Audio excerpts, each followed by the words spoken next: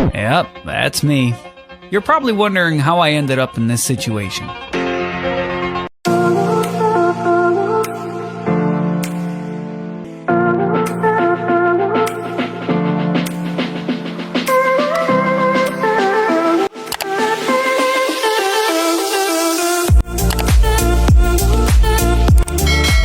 Maayong adlaw, maupay na aga, mga kamama. This is Mami G. G manggid no, kay mama ginainit na sa pangalan. So karon makita ninyo sa video nga nagdadali gud ka anak.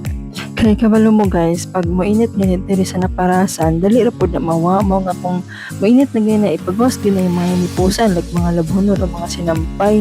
Mga ni nga nagdadali po pud diha og pamukas sa mga ugana aron mapulihan na pud og bag-o. Og init diri guys, inig hapon ana mga alas 2 or alas 3 landong na kaya ang adlaw natago naman sa mga lobe, so mo nakalit siyang life diri nga daghang lobe.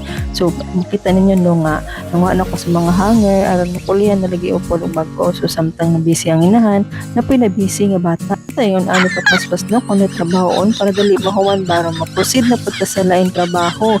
Ya kay dili man di ay kay fast forward naman pud ni na miabot jud mga pila ka oras samtang busy pud ang usa. Magpasensya na po dahil sa akong sinuotan kay nga nagyuday no, mainahan ka usahay, do na yung masuot ni mo ba niya. Kaduha ka ni mga saya sa ho ni bana. So, salamat lang gid nga na siya daghang extra ka ako mahutdan po ko lagi. Pero di ay usahay, nakabantay ba nga ma-mismatch nimo ang imong sinuotan pero basta komportable lang gid ka. So, ingon ana ba nga ug mainahan na day ka kung unsay komportable nimo labi na og daghang kagihimo, daghang kagitrabaho. So kinahanglan komportable po kasi mong sanina. Kanang di po ka magbaw og tagad sa imong sanina ba. Kanang di ka mag-alang og lihok. So ingon ana na day no basta pamilyado na ka o di kaya may kainahan nya breastfeeding man pagajud ka. So kinahanglan nimo sinutan ka na maday-dali gyud nimo. So karon mapon ni kanindot diri sa naparasan guys kay usahay og kanang init bitaw no, makita gyud na ninyo sa video manggid na filter parang dali lang gyud na.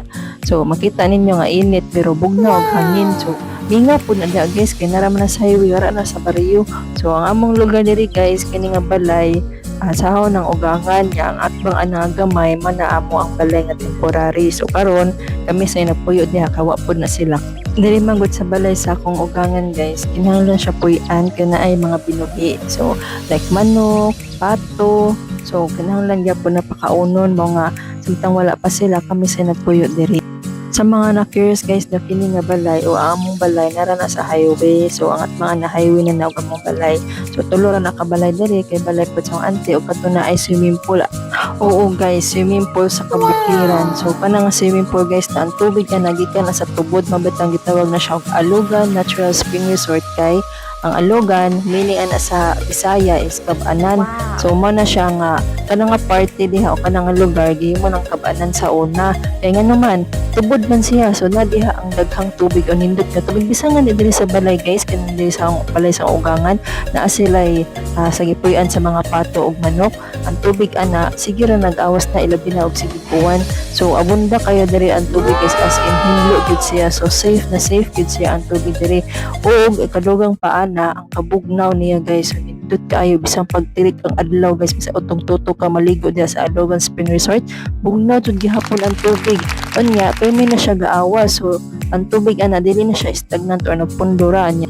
Kay every morning ana guys, permi na siya gihinduan kay anytime the day na ay mo anha panon mga ligo ilabi na o kanang weekend unya bakasyon na. So daghang kayo ang taga lagyo nga lugar o taga duol nga mga ligo ra gyud unya sa di magdugay katong lagi sa kabugnaw pero nindot gyud siya guys as in refreshing jud kaayo. So atangi lang guys sa sunod na mga video kaya hay upload ang bahin ni Ana. Og I would like to take this opportunity guys. Salamat kaayo sa pagtan-aw o pasensya na po sa ang first voice over sa ang first vlog.